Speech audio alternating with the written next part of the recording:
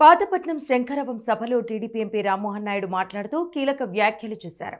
కార్యకర్తలను రాబోయే ఎన్నికలకు సైనికుల్లా తయారు చేయడానికి టీడీపీ యువనేత నారా లోకేష్ శంకరవం పూరించారని అన్నారు.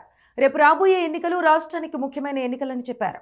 2019లో జగన్ను ఎన్నుకొని పెద్ద తప్పు చేశామని, ప్రజలంతా అరాచక ప్రభుత్వంపై తిరగబడాల్సిన సమయం ఆసన్నమైందని అన్నారు. భవిష్యత్తులో అవినీతి పరులకు చోటు లేకుండా చేయాలని చెప్పారు. టీడీపీ జనసేన కూటమిని ఘన విజయంతో గెలిపించాలని కోరారు. ఈ నియోజకవర్గాన్ని టీడీపీ హయాంలో ఎంతో అభివృద్ధి చేసి చూపించామని రామ్మోహన్ నాయుడు స్పష్టం చేశారు. ఆనాడు గ్రామాల్లో సీసీ రోడ్లు, వీధి దీపాలు, పెన్షన్లు, పెళ్లి కానుక, చంద్రన్న భీమా వంటి ఎన్నో కార్యక్రమాలు చేపట్టామని చెప్పారు. రాష్ట్రానికి ఐటీ కంపెనీలు తెచ్చి యువతకు ఉద్యోగాలిచ్చిన ఘనత లోకేష్దని అన్నారు. జగన్ అధికారంలోకి వచ్చాక అభివృద్ధి ఎక్కడా లేదని, గ్రావెల్, ఇసుక, మట్టి మైనింగ్లో అవినీతి కోసం మాత్రం వైసీపీ నేతలు వాలిపోతున్నారని విమర్శించారు.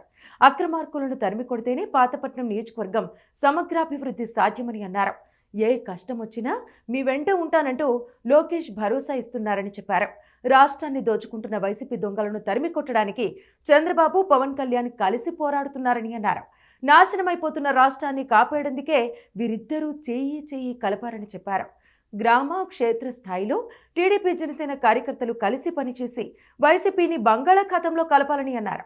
రాష్ట్రం మొత్తం మీద అతి తక్కువ తలసరి ఆదాయం పాతపట్నం నియోజకవర్గంలో ఉందని, ఆ నియోజకవర్గాన్ని అభివృద్ధి చేయాల్సిన ఆవశ్యకత ఉందని చెప్పారు. జిల్లా నుంచి వలస వెళ్లే వారిలో అత్యధికులు పాతపట్నం నియోజకవర్గం వారే ఉన్నారని తెలిపారు. మన ప్రభుత్వం వచ్చాక ఇక్కడ పరిశ్రమలు ఏర్పాటు చేసి స్థానికంగా ఉపాధి అవకాశాలు కల్పిస్తామని చెప్పారు. యువతకు రుణాలు అందజేసి చిన్న తరహా పరిశ్రమలు ఏర్పాటు చేసేందుకు ప్రోత్సహించాలని అన్నారు. నియోజకవర్గ పరిధిలో గిరిజన గ్రామాలు అధికంగా ఉన్నాయని, ఈ ప్రాంతంలో ఐటీడీఏ ఏర్పాటు చేయాలని చెప్పారు. గిరిజన గ్రామాల ప్రజలు నమ్మి వైసీపీకి ఓటు వేసినందుకు వారిని నిండా ముంచేశారని దుయ్యబట్టారు. వంశధార నిర్వసిత గ్రామాల్లో 431 కోట్ల రూపాయల యూత్ ప్యాకేజీని అందించిన ఘనత చంద్రబాబు నాయుడుదని అన్నారు. ఎన్నికల సమయంలో అడ్డగోలుగా హామీలిచ్చిన జగన్ అధికారంలోకి వచ్చాక పంగనామాలు పెట్టి రాష్ట్రాన్ని సర్వనాశనం చేశారని మండిపడ్డారు. పాతపట్నంలో రాజధాని ఎక్స్ప్రెస్ ఆపేలా చర్యలు చేపడతామని చెప్పారు. సమస్యలపై పార్లమెంటులో పోరాడుతున్నామని తెలిపారు. శంకరవంతో రాష్ట్ర వ్యాప్తంగా విజయుడై మళ్లీ మా ప్రాంతానికి రావాలని లోకేష్ను కోరుకుంటున్నానని చెప్పారు.